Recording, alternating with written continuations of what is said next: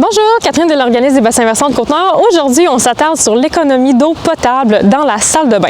La salle de bain, c'est vraiment l'espace où on utilise le plus d'eau dans notre maison. Là, en fait, il y a à peu près 85% de notre consommation d'eau qui passe par la salle de bain.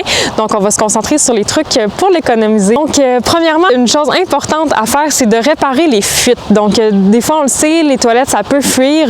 Donc, on entend là, le petit bruit constant de l'eau. En fait, là, une toilette qui fuit, ça peut gaspiller 600 litres d'eau par jour. Donc, c'est primordial de la réparer. Même chose pour le robinet, évidemment. Si votre robinet fuit, peu importe l'endroit dans la maison, en fait, là, on peut parler, quand c'est un filet d'eau, de jusqu'à 380 litres d'eau par jour aussi là, qui sont gaspillés par rapport à cette fuite-là. Donc, on se demande aussi souvent qu'est-ce qui est le mieux entre un bain ou une douche. Donc, en fait, ça va dépendre de deux facteurs. Ça va dépendre de votre temps passé sous la douche et aussi de votre pommeau de douche. Donc, pour un pommeau traditionnel, on parle d'environ une quinzaine de litres par minute. Puis pour un pommeau à faible débit, on parle d'environ 6 litres par minute. Donc, pour une douche de 5 minutes, ça va prendre entre 30 et 75 litres d'eau selon votre pommeau. Pour un bain, on parle d'environ 150 litres d'eau qui est consommée.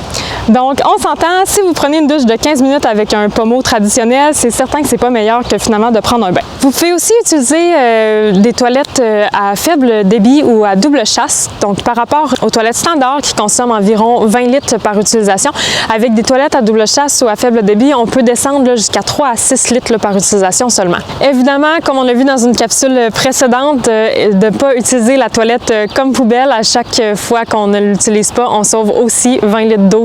Aussi, quand vient le temps de changer votre laveuse, en fait, c'est d'en choisir une là, qui consomme moins d'eau.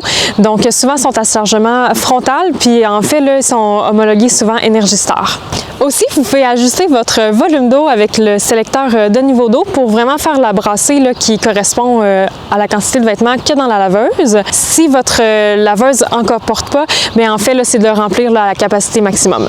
Évidemment, il faut aussi penser à fermer le robinet lorsqu'on se lave les dents, lorsqu'on se rase ou lorsqu'on se lave le visage parce que finalement, c'est chaque petit geste qui compte.